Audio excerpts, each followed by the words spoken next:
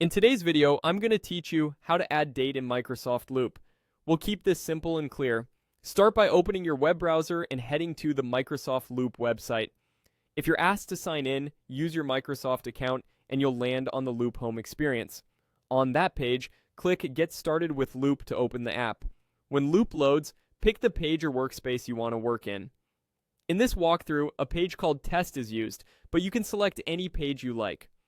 Once you're in, click in an empty spot on the canvas so you see the text cursor.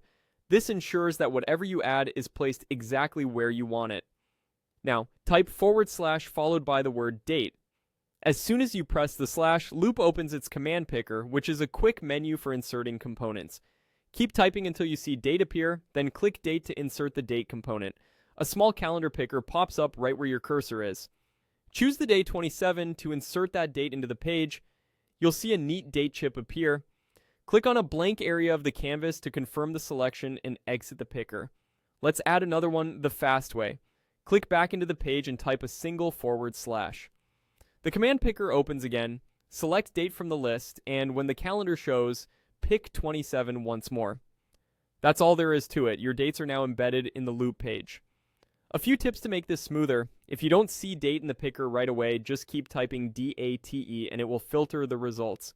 You can also use the keyboard to navigate, arrow keys move through the menu, and enter confirms your choice. If 27 is just an example for you, feel free to choose any day. You can switch months using the controls at the top of the calendar. After the date chip is inserted, you can click it at any time to change the date or remove it.